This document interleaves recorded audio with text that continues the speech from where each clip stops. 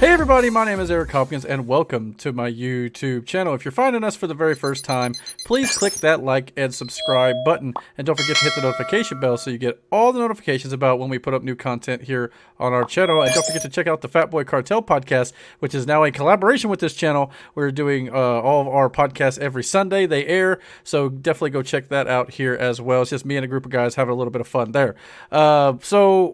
Tonight, I want to do a review for WWE Smackdown. I'm going solo for this review this weekend due to scheduling conflicts and things like that with the other guys. So I hope you guys will bear with me. So let's get through the show here. I'll try to do this in less than 10 minutes or less as we normally do. So let's get it going here. The show started off with the Universal Champion Roman Reigns. He approached the Usos in his locker room. He asked about their plan and end goal.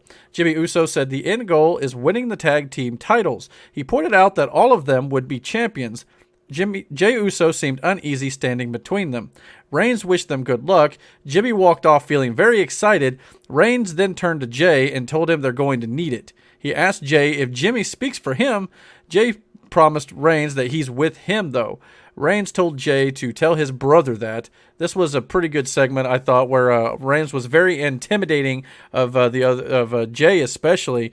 Jimmy kind of seemed like he didn't, just didn't hear this part of the conversation clearly because he was out of the room, but it was definitely seemed like they weren't really, focusing on it too much with Jimmy here. So the Street Profits then made their way to the ring. Ford said tonight is the Clash of the Titans. He noted that they felt flattered when the Usos chose them for their first match back. They talked about the Usos' entrance early in their careers.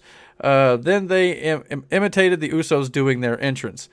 Ford admitted they're facing a different Usos tonight. They mocked the problems between the Usos and Reigns. The Usos' music then hit, and they walked to the ring. Jimmy ran down their history and past success. Jay yelled at them not to talk about Reigns again. He said they posted to Instagram that this is a dream match. He then welcomed them to the Nightmare. And then the Usos promised to win, and they would focus on the tag team titles. Angelo Dawkins pointed out they're not a stepping stone. The two teams had an intense face-off. So this is a pretty good opening to the show. Obviously, the idea of these two teams having a tag team match is very exciting, and I was looking forward to it on the show. I kind of wish this was in the main event, to be totally honest with you, after the show was over. I don't understand why they made it open the show. I guess to maybe tell a little bit more of the Reigns-Uso stories later on, but you could have put this in the main event, I think. If it was up to me, that's probably what I would have done. The Usos then obviously had the tag match with the Street Profits, where the Usos defeated the Street Profits here. The ending saw Dawkins got the hot tag and ran wild. Jimmy tried climbing to the top, but Dawkins cut him off.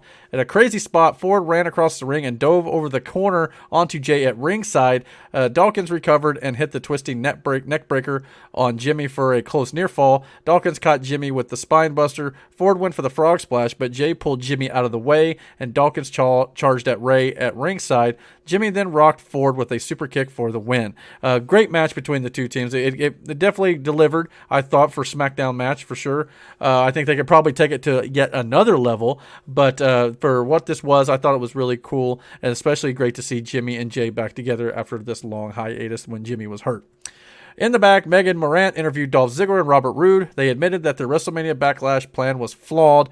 Roode said tonight is going to be different. Ziggler promised they would win the titles later. If your plan was that flawed, then you go ahead and basically do the exact same plan just on the other opponent. I'm going to say that right now. Granted, you take out the older Mysterio in this this plan here later tonight, but it's still the same plan. Didn't really care for this. Just going to say that. WWE Women's Tag Team Champions Natalya and Tamina defeated the Riot Squad. This was okay, although they didn't show the pre-match attack that happened. They kept the match short, though. The match started during a commercial break. Only the champions got an entrance. The match ended when on the floor, Morgan countered Natalya's discus clothesline and in the ring, Tamina knocked Riot off the top with a headbutt. She then hit the Superfly Splash for the win. So at least the tag team champions here got a victory. So for that, I'll give them a thumbs up for that because they've been beating champions a lot lately. So I'll give them that. In the back, the Usos approached Adam Pearce. They were both happy and requested to face the winners of tonight's tag team titles match next week. Pearce agreed, and the Usos celebrated. Jimmy walked off, and Jay then had a moment of realization that he's going to have to tell Roman about this. So then we had the SmackDown Women's Champion, Bianca Belair. She defeated Carmella. They had another decent match here. Behind the curtain, Kayla Braxton interviewed Carmella before the match, though. She promised to beat Belair and end her fairy tale. And Bayley then also joined Michael Cole and Pat McAfee on commentary. Bayley was great on commentary. I don't normally find Bayley entertaining lately because of that annoying laugh that she's got, but whenever she's making fun of Michael Cole, I absolutely love her, and she had a great moment by the end of this match here. She kept yelling that Belair cheats by using her hair to win here. The match, let's see here. Carmella hit a flying cross body off the top, but Belair rolled through, stood up, and hit a fallaway slam for a near fall. Belair missed a charge in the corner and went shoulder first into the ring post. Carmella caught Belair with a super kick on the apron. Carmella went for the code of silence, but Belair avoided it. Belair then hit the KOD for the win. Cole said after the match was over that he called Bianca Belair Belanca. And that's when Bayley started to yell at Cole, calling him out on his mistake and yelling at him that her name was Bianca Belair. This was actually really funny. I got a good laugh out of it. I thought Bayley did a great job here of making fun of Michael Cole. Bayley then stood on the announce table and laughed at Belair. In the back, okay, I guess that was pretty much the end of the segment. In the back, SmackDown Tag Team Champions Rey and Dominic Mysterio discussed winning the tag titles and promised to retain them tonight. Rey told Dominic that he's proud of him. Don't get me wrong. They're father and son, and they're having, a touching moment here. But to me, it felt kind of corny. Maybe it's just me. But anyway, it was okay. There wasn't terribly wrong with it, I suppose. Maybe it's just, my reaction to it. They aired a SummerSlam commercial with the date of 8/21/21, which is actually now been confirmed that SummerSlam will be on Saturday this year, which is basically a first for WWE programming. They don't normally do Saturday pay-per-views, so as far as I know, it's one of the first they've ever done. They may have had a few here and there, but I guess for whatever reason they decided to do Saturday, which in a way is kind of nice because you get to have the next day off without worrying about getting up for work or whatnot after a big show. So we'll see how that goes. We had a Seth Rollins segment. I don't know. I wasn't a big fan of this. Rollins came down to the ring in a very flashy green and purple suit. That part was... Seth Rollins does Johnny Drip Drip better than Johnny Drip Drip does on Monday Night Raw. I'll say that. He demanded that Cesaro come to the ring so they could finish their feud. Rollins then started laughing, which was cringe. About as bad as Bayley's cringy laugh sometimes. He noted that Cesaro's not here tonight because of the beating he gave him last week, which they re-showed the package of that. Rollins is happy that Cesaro's not there, so he can't ruin his birthday. Apparently it's Seth's birthday. Happy birthday, Seth, I suppose. He apologizes to Cesaro for not being able to join the festivities. They recapped Rollins attacking Cesaro last week and injuring him, like I said. They piped in loud "You suck" chants, which I can't wait for crowds to come back because those, chants that were piped in are just, too much. Rollins noted his people got exclusive audio from Cesaro's hospital room. He played the audio and then laughed for what felt like several minutes. It was really cringy. I mean, this audio clearly wasn't really Cesaro in the hospital or whatnot, but it's just him, really trying to make fun of Cesaro here, and it just came off really bad.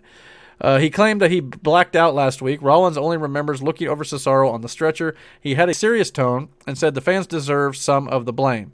That part of the promo was actually pretty decent. That felt more like Seth Rollins kind of going off script a little bit and making it his own, but I still feel like a lot of this stuff early on was very scripted.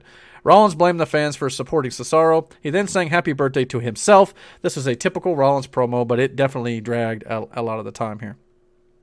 Non-title match, we had Kevin Owens defeating Intercontinental Champion Apollo Crews with Commander Aziz. This match, it was really short, and it basically ended when Aziz hit what does he call it? The Nigerian nail on Owens for the disqualification. Another DQ finish here on a main roster show for WWE. They're really, really starting to get old to me. I mean, DQ finishes, distraction finishes, which we'll get into a little bit later.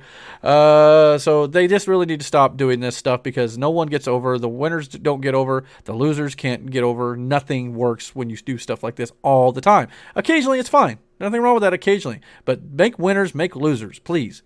They announced Owens as the winner because he got, he got hit with the Nigerian nail. But they pointed out that Crews is still the champion, which is odd because it was supposedly a non-title match, I guess, according to this report. But I thought maybe it was for the title. They kept, saying during the show that Owens could become champion here. So I kind of feel like this report got that wrong. Officials and referee checked on Owens after the match. Owens was overselling this. I mean, a Nigerian nail, okay, it's a thumb to the throat. Which, yes, or face, throat, whatever you want to call it. But he was definitely selling it like he just got shot in the throat. I mean, I don't know if I'd go that far with it, but anyway. Roman Reigns spoke to Jey Uso in the back. Reigns asked Jey if he really wants a shot at the tag team titles next week. He tried to convince Jey to stick with him. Reigns called him main event Jey. He then pointed out that with Jimmy, he's back to the opening match on the card. Reigns noted a lot has changed for Jey while Jimmy was injured. Reigns told Jey that people are going to go back to asking him which cousin is he because they're both twins. This was a nice callback to Reigns and Jey's feud last fall. Jey admitted that he never thought about it that way. Reigns said maybe he should because Jimmy isn't thinking that way. This is actually really good. Again, everything that Roman Reigns and the Usos are doing right now is absolute gold. So this whole storyline, the best thing that WWE has going on the main roster right now, that's not changed anytime recently. Shinsuke Nakamura defeated Chad Gable. Rick Boogs played Shinsuke Nakamura to the ring. This Rick Boogs character is not working for me. I'm sorry. It's just he's got great guitar skills, but that's about all there is to it. And of course, I don't know if I really like them using those guitar skills to do the Nakamura theme song. But anyway, this is basically, Nakamura. Let's see here. How did it go here? Gable rolled up Nakamura for a near fall, and Nakamura jumped to his feet and hit the Kinshasa for the win. After the match, Boogs jumped Corbin from behind and took the crown that Corbin came down and stole off the table out there, which was basically he didn't really steal it. He just took his own crown back, which again is Baron Corbin the heel or the babyface here? I thought he was a heel. But the thing is, he's getting bullied and picked on like he's the babyface, and Shinsuke is the bully here. So it's he stole his property, and he's mocking him with it. So it's like this just doesn't make a whole lot of sense to me. But anyway, it was just kind of there. They showed Rey Mysterio getting ready for his match in the back. Back from the commercial break, though, Rey was knocked down and severely injured. He couldn't even get up to his feet. So Rude and Ziggler, again, pulled the same trick they pulled at WrestleMania Backlash, where they took Dominic Mysterio out of the match. In this instance, they took Rey Mysterio out of the match and was going to focus on Dominic, hoping that I guess their plan, basically hinged on the whole fact that that Dominic would do exactly what Rey did and go it alone. So I guess that, did they think that far ahead? Did they absolutely know he was going to do that? It ended up working out for him, I guess, when it comes to going 2-on-1 here. Rude pointed out that if the champions can't compete, Rey and Dominic forfeit the titles. Rude noted Dominic wouldn't fight them by himself. Yeah. But in the back, Dominic said Rey fought for him a week ago, so he's going to fight alone tonight for Rey. Dominic then walked to the ring to compete in a match without a partner. So again, exactly like WrestleMania Backlash. I don't know why. I mean, to me, this came off as lazy writing. I know there's going to be some people who say, "Oh, well, it's just Dominic doing the same thing his father did for him." But to me, it's like it's the exact same thing that we saw. So I don't know. Just to me, it just didn't really work for me. I couldn't get into it at all. On commentary, Michael Cole and Pat McAfee wondered if Ziggler and Rude jumped Rey. You think? They both admitted it could have been someone else. I guess technically it could have been, but come on. Now watch. It'll be somebody else. Dominic attacked the heels at the bell. Ziggler quickly recovered and hit a super kick. So basically, the same thing that happened at WrestleMania where, the heels worked over Dominic during most of this match. Suddenly, Rey Mysterio's music hit toward the end, and he walked to the ring. He more like hobbled to the ring. Ziggler was distracted. Again, distraction here with the music from a teammate or someone coming down the ramp distracts one of the participants here, and Dominic took advantage and rolled up Rude for the win. Another roll-up victory, which is something WWE seems to be using more and more of all the time. Again, all this stuff is fine if you do it occasionally, but you're doing it on every single show. It's like we're on repeat here when we're doing these reviews. It's really unfortunate. Suddenly, after the match, the Usos walked to the ring and had a face-off with the Mysterios. Roman Reigns watched from the back and seemed disappointed as the screen faded to black, and that ended the show. So, cool, we're going to get, which is interesting, they said it was going to be the Mysterios versus the Usos next week for the tag team titles. Why would you do that on a SmackDown? Why wouldn't you save that for the next pay-per-view, or SummerSlam would be the better place to do it, most likely, But maybe they want to go ahead and get the titles on the Usos, which would suck for Dominic and Rey for sure, since they've only had the title. But this could drag on for a while, absolutely. There'll probably be some sort of DQ distraction finish like there always is on these main roster shows. I'd like to give them the benefit of the doubt. Now, granted, we had, some clean finishes early on in this night, but then toward the end there, they started to go back to the same old DQ distraction stuff, which gets old. So I'll give them credit, especially in the Usos and Street Profits match. There was a winner there, so at least we got that. So at least they're not doing anything, screwy with the Usos and the Roman Reigns storyline. But anyway, those are my thoughts on WWE Smackdown for May 28th, 2021. I thought it was an okay show at parts, sometimes not real good in others. But as always, though, I will definitely praise the Roman Reigns and Uso stuff. Everything they're doing with those three guys is absolute gold. No Cesaro tonight. No Aleister Black tonight either, which is interesting. So there's a lot of things that doesn't make a whole lot of sense. The guys just disappear randomly. Baby faces or heels. Heels are baby faces in Baron Corbin's case.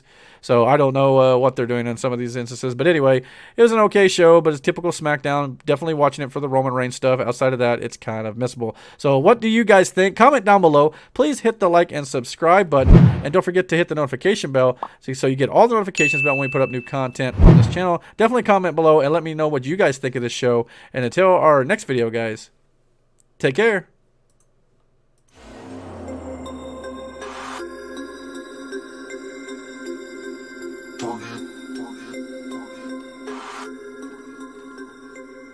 We about to turn it up.